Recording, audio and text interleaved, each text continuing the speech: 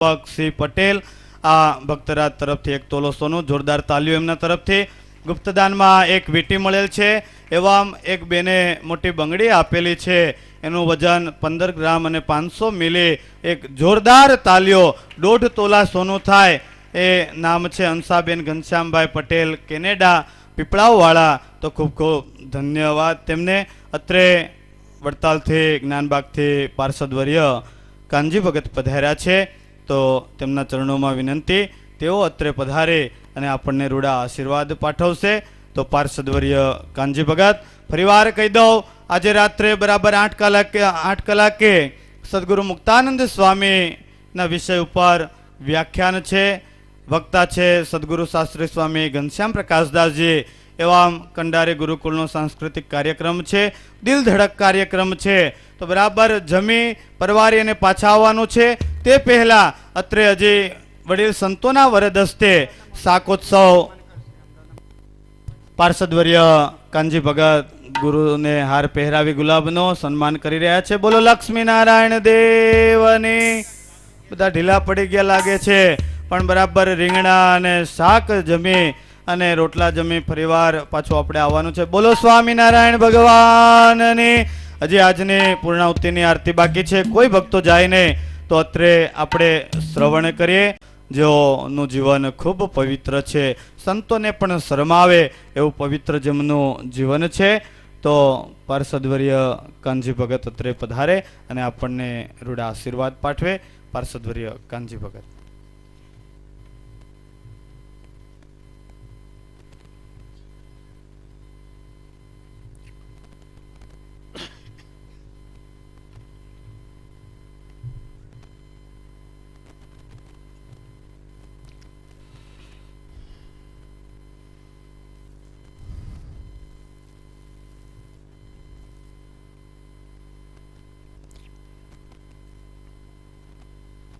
મારે આ ઉત્સવમાં પહેલેથી આવવું હતું પણ શરીર અનુકૂળ ન લાગ્યું એટલે આવી શક્યો નહીં।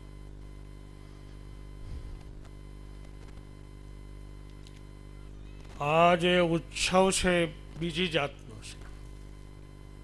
નથી મૂર્તિ પ્રતિષ્ઠાનો, નથી મંદિર બાંધવાનો, નથી કોઈ એક કારણવશાત આ ઉત્સવ ભગવાન સ્વામિનારાયણે 1866 આ ઉત્સવ કર્યો છે એનું લખાણ નિષ્કુળાન સ્વામી વિસ્તારથી કરેલું છે।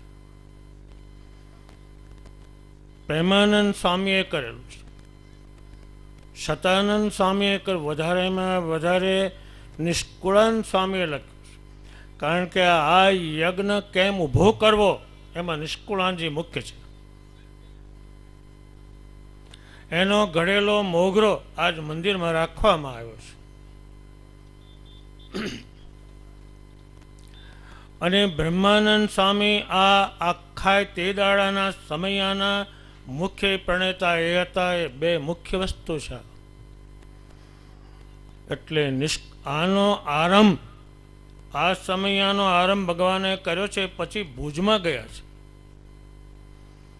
અને તે વખતે 25-30 હજાર અસુરો અમદાવાદમાં રહેતા હતા। સાધુઓને પુષ્કળ મારેલા છે। તે વખતે બધા માણસો થોડા હતા અને એ જાજા હતા। ભગવાન સ્વામિનારાયણે ભુજમાં રહીને એક કાગળ લખ્યો છે જે સામ દામ ભેદને દંડવાળો છે।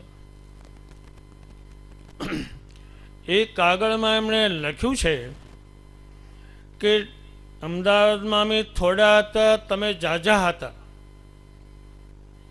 એટલે બરાબર સેવા થઈ શકે નહીં, પણ અમે દબાણ યજ્ઞ કરીએ, તમે ને અમે એક જ છીએ, આપણે ફેર નથી કશોય। તમે દબાણ આવજો, ત્યાં અમે ભેગા થશો અને તમે બધા આવજો એટલે બરાબર ચાકરી કરીશું। શું એને ઠમઠોરવાતા, પણ એ હોશિયાર હતા એટલે અહીં આવી શક્યા નથી। ભગવાને થોડો ટાઈમ રહી અને પછી ગયા છે ઘોડાસરમાં અને ત્યાંના રાજાને ત્યાં ગયા છે। એ રાજા ઘણા શક્તિશાળી હોવા જોઈએ, ભગવાન સ્વામિનારાયણને ત્યાં પધરાવ્યા છે, પાલખીમાં બેસાડીને રાજ્યમાં ફેરવ્યા છે. એ રાજા કહે છે ભગવાન તમે દભાણમાં યજ્ઞ કરવાના છો. અને શ્રીજી મહારાજે પણ કહ્યું કે અમે દભાણ યજ્ઞ કરવાના છીએ, તો તમે થોડી સેવા કરજો. ભગવાનને કહે છે રાજા કે 1,00,000 માણસ લાવો. ભગવાન સ્વામિનારાયણ કહે છે બીજા અમારી પાસે છે. એટલા બધાનું કામ નથી. એ ઠેઠ ઘોડાસરથી પાલખીમાં બેસીને દભાણમાં આવશે. દભાણમાં ઘોડા ઉપર બેસીને પાલખીમાં બેસીને આવશે. પાલખીમાં દભાણ ઉતરશે, પછી ઘોડા પર બેસશે, પછી ફરશે. ઘોડાનું એટલું બધું વર્ણ નિષ્કુળાન જે કર્યું છે, અને સ્વામિનારાયણે તે વખતે દાગીના જે પહેર્યાનું વર્ણન કર્યું છે એવું વર્ણન બીજા ગ્રંથોમાં મળતું નથી. એટલે આ સમયો જે છે અને દભાણમાં જે સમયો કર્યો છે આખી દુનિયામાં વંચાય છે. અને એના 2 મોટા પ્રકરણ છે, 58 ને 59. એમાં એટલી બધી વાત લખી છે.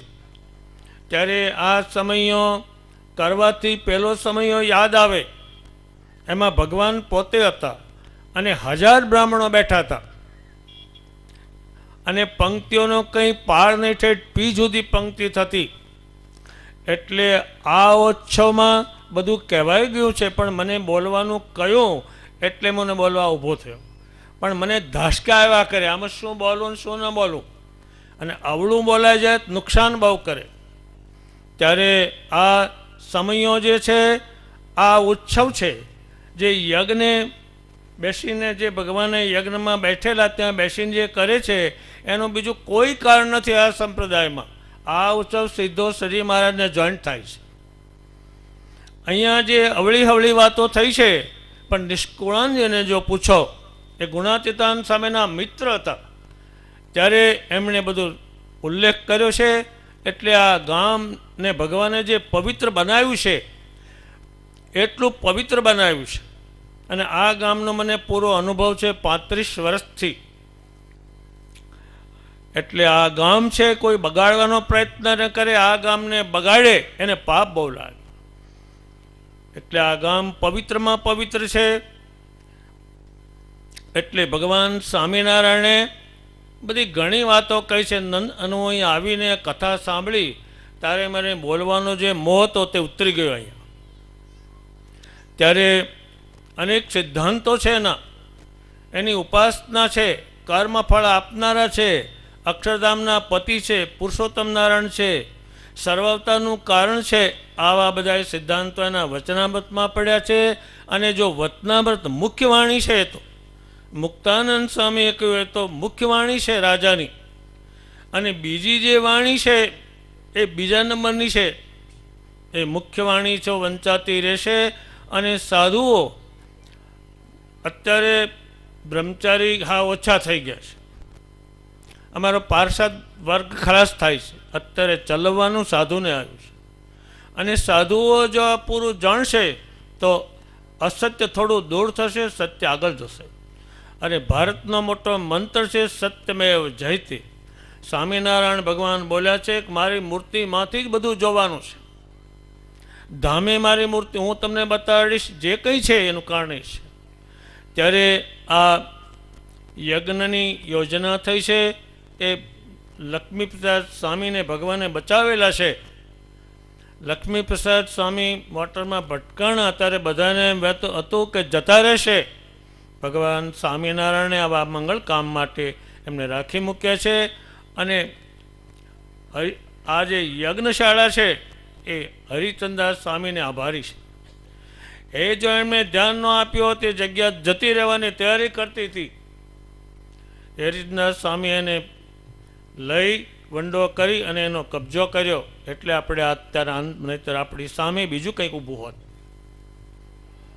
ત્યારે એ હરિચંદ્રદાસ સ્વામી જો ન હોત અને એમાં હાથ ન ગાલ્યો હોત તો એ જગ્યા આપણી પાસે હોત જ નહીં. અને રોજ આપણી છાતી પર ધબકારા મારત. ત્યારે એ હરિચંદ્રદાસ સ્વામી અને હું પણ એમની 5મી પેઢી જાણું છું.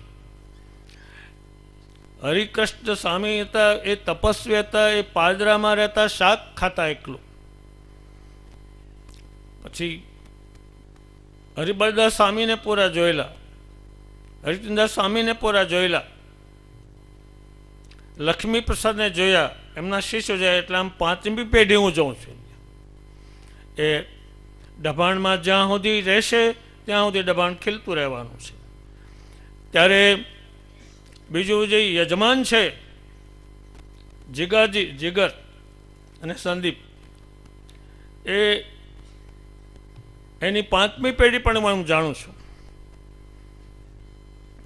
ત્યારે એક મણિભાઈ થઈ ગયા, એના બાપને મેં જોયેલા, પછી બિપિનને જોયેલા, પછી જીગાજીને જોયો, એનો છોકરો જોયો.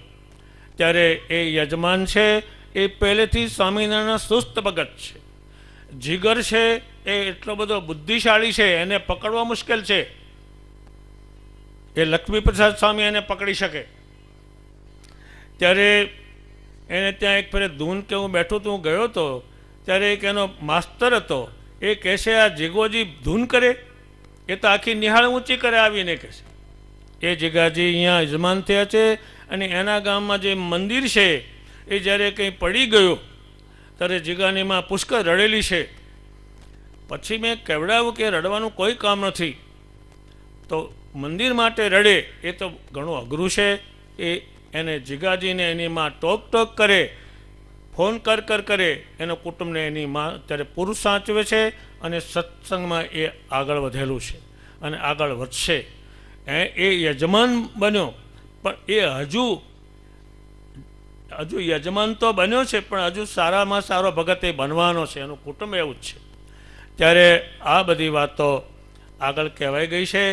મારે તો કીધું એટલે બોલવાનું, અને મને આશીર્વચન કીધું એ તો સજી મહારાજે શિક્ષાપત્રીમાં 6મા શ્લોકમાં કહ્યું છે કે મારા આચાર્યો, સાધુઓ, બ્રહ્મચારીઓને આ મારી શિક્ષાપત્રી પ્રમાણે ચાલજો તો મારા આશીર્વાદ તમારા પર કાયમ રહેશે.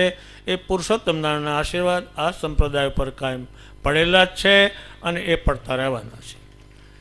ત્યારે વધારે સમય નહીં લેતો, અહીંયા બધું કામ હોય, બધી વ્યવસાય કરવાની હોય, અને મને જે બોલાવ્યો એ મેં કંકોત્રી 4 વખત વાંચી. તો મને આશીર્વચન કીધું, પણ જોડે જ્ઞાનબાગ લખેલો. ત્યારે જ્ઞાનબાગ છે એક આખા સંપ્રદાયમાં એનું નામ મુખ્ય છે, એ કોઈને નામ મળ્યું નથી. એ આપણા પરમહંસોએ નામ પાડ્યું છે, અને સ્વામિનારાયણ ભગવાનને ત્યાં એટલા ઉત્સવ, એટલા સમયા, એટલું પૂજાણા છે, 12 બારણાના હિંડોળે ઝૂલેલા છે. એ જ્ઞાનબાગ છે એ તમે જ્યારે વડતાલ જાઓ ત્યારે 12 બારણાનો હિંડોળો છે, ત્યાં દર્શન કરશો. ભગવાન 12 રૂપે થયા એ તમે માનશો ત્યારે વડતાલની જાત્રા પૂરી થઈ, એમ હરિલીલામૃતમાં બિહારલાલજીમાં લખતા જાય છે. આવી બધી ઘણી વાતો છે, આ સંતોને મુખેથી કહેવાની છે. અત્યારે મને બોલવા ઊભો કર્યો એટલે લક્ષ્મીપ્રસાદ સ્વામીનો, એમના મંડળનો, બધા હરિભક્તોનો આભાર માની અને હું બોલવાનું સમાપ્ત કરું છું.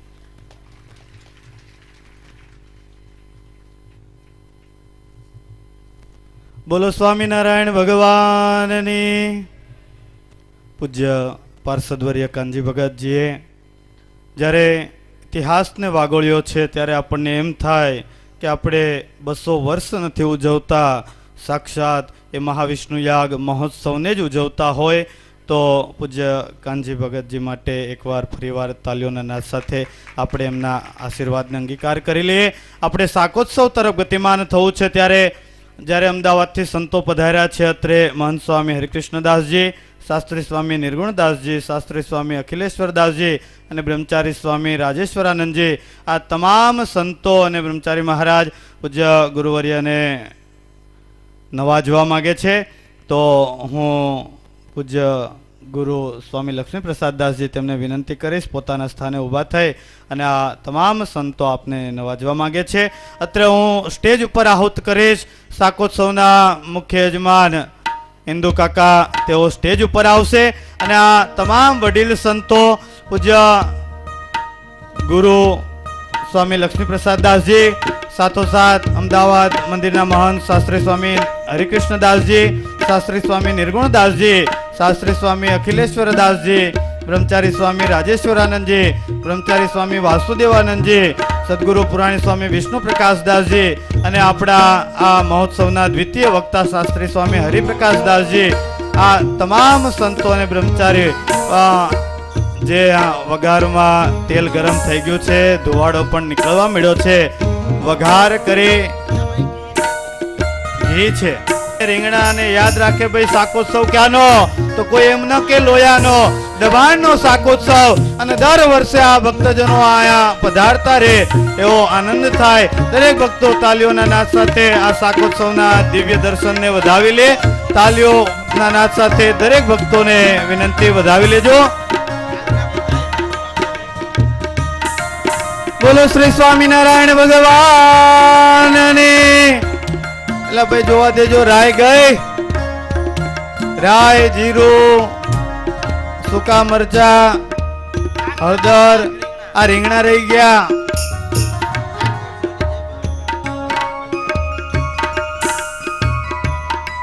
કાનજી ભગત આગળ જાય. બોલો કેટલા ભાગ્યશાળી બંને દેશના સંતો, બ્રહ્મચારી, પાર્ષદ. આજે સંપ્રદાયનો 3 અંગ જ્યારે આ શાકનો વઘાર થતો હોય અને એ શાક આપણે જમવાનું હોય એટલે કોઈ ઉતાવળ નહીં કરતા. અહીંયા શાક બનશે અને ત્યાં જશે પ્રસાદી, પછી જ બધાએ જમવાનું છે. અને જમી અને પાછા રોટલા પચાવવા માટે અને પ્રોગ્રામ નિહાળવા માટે અને સદગુરુ મુક્તાનંદ સ્વામીનું જીવન ચરિત્રનું શ્રવણ કરવા માટે પરિવાર આ સભા મંડપમાં જ આપણે પધારવાનું છે. આનંદની વાત એ છે, બ્રહ્મચારી મહારાજ વાસુદેવાનંદજી, ભગવાનને ભૂદેવો બહુ પસંદ હતા અને ભૂદેવોને બંદૂકની નાળ સાથે જમાડ્યા અને દક્ષિણા આપી. ત્યારે વાસુદેવાનંદજી મોટો દઈને તાવે તો લઈને હલાવે છે, બરાબર શાક મસાલો બરાબર કરજો બ્રહ્મચારી મહારાજ. અમારા મુખ્ય યજમાન છે ને કથાના,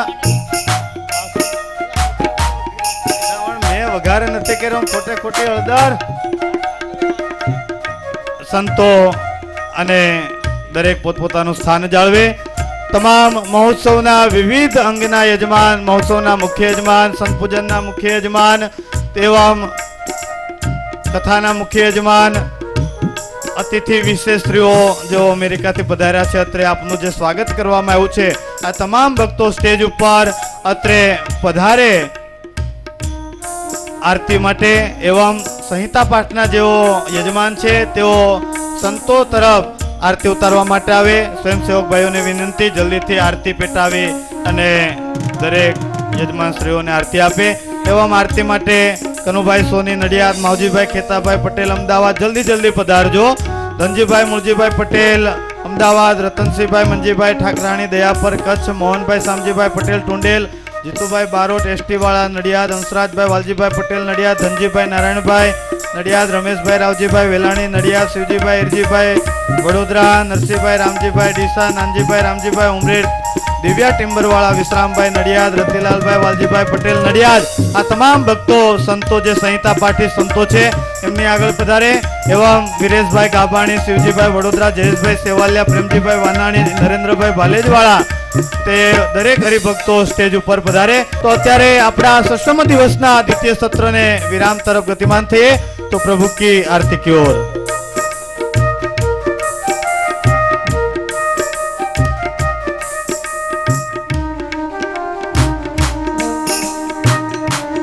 યજમાનો એકબીજાને હાથ અટકાડી અને આરતી ઉતારશે. સદગુરુ સ્વામી સહજાનંદ દયાળુ બળવંત કહો નામ ચરણ સરોજ તમારા વંદો કર જોડી ચરણે શીશ ધરાથી દુઃખ નાખ્યા તોડી નારાયણ નરભ્રાતા ત્રિજ કુળ ધનુધારી પામર પતિત ધાર્યા અગણિત નર નારી નિત્ય નિત્ય નોતમ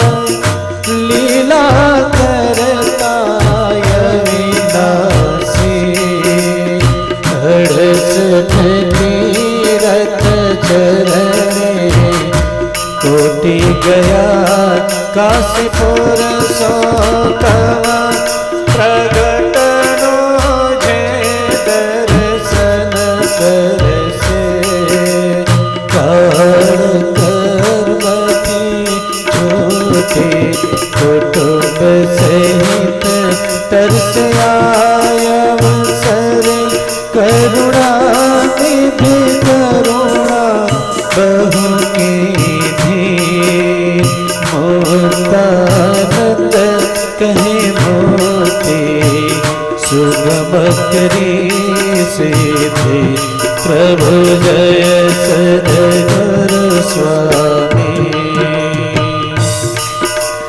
कर्पूर गौरम करुणावतारम संसार सारम भुजगेन्द्रहारम सदा वसन्तं हृदयारविन्दे भवं भवानी सहितं नमामि भवं भवानी सहितं नमामि। બોલો સ્વામિનારાયણ ભગવાન કી જય। આપણે સભામાં બહુ મોટા આર્કિટેક્ટ પરમ ભક્ત શ્રી અનિલભાઈ તેમને આહુત કરી સ્ટેજ ઉપર કે આ બધાનું સોનું તો આવે છે અને બધું થાય છે, આ વતલું સિંહાસન તો મેં મારી રીતે કરી લીધું, પણ આ સિંહાસન જે સુખસૈયા થવાની એ તમામ જવાબદારી ગુરુ કહે છે કે તમને સોંપી છે। બરાબર તાલીઓથી આ અનિલભાઈને વધાવી લો। અને આમ છે કે બુરાનપુર જાય, એમપીમાં જાય, મહારાષ્ટ્રમાં જાય, પણ બાજુમાં ડભાણ નીચે આવી જાય ને નાનું ગામ પડે એટલે આવતા નથી। અને ગુરુ કહે કે બરાબર અત્યારે જ સોંપી દો, આ બધાની સાક્ષીમાં ન આવે ને આ બધાને એમના ઘેરે મોકલવા। તો ફરીવાર તાલીઓના નાદ સાથે એમને વધાવી લઈએ।